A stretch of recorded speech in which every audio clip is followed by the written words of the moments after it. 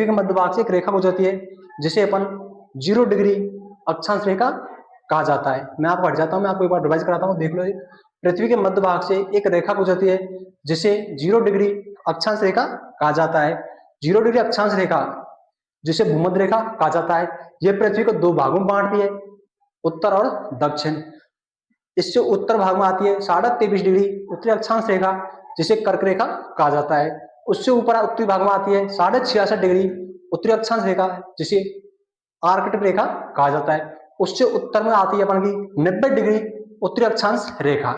फिर देखते हैं अपन भूमध्य रेखा के दक्षिण भाग में। भूमध्य रेखा दक्षिण भाग में 23.5 डिग्री दक्षिण अक्षांश रेखा खींची जाती है जिसे मकर रेखा कहा जाता है।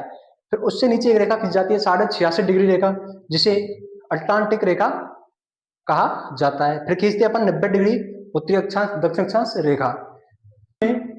अक्षांश रेखाएं 181 होती हैं, लेकिन जो रेखाएं मुख्य रूप से दिखाई देती हैं उन्हें 179 बताया गया है।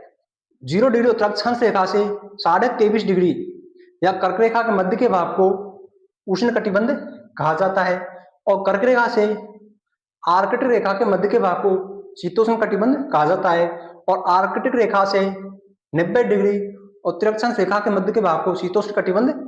भूमध्य रेखा से मकर रेखा के मध्य के भाग को वही उष्ण कटिबंध कहा जाता है और मकर रेखा से अटलांटिक आर्कटिक के मध्य के भाग को शीतोष्ण कटिबंध कहा जाता है। राजस्थान का एकमात्र जिला बांसवाड़ा मुख्य रूप से शीतोष्ण उष्ण कटिबंध के अंतर्गत आता है। राजस्थान का अक्षांश विस्तार है 23 डिग्री 3 मिनट उत्तरी अक्षांश से 30 डिग्री 12 मिनट और राजस्थान के 40 जिले शीतोष्ण कटिबंध के अंतर्गत आते हैं। राजस्थान की जलवायु शीतोष्ण और उष्ण कटिबंध को मिलाकर उपोष्ण जलवायु है। राजस्थान अपन का उपोष्ण जलवायु के अंतर आता है। फिर देखना आपको 2-4 बार बनाओगे तो ये जलवायु टॉपिक आपका कंप्लीट हो जाएगा। इसके बाद में बाकी बातें नेक्स्ट क्लास में करेंगे और आपको हमारे चैनल को सब्सक्राइब शेयर और लाइक करें।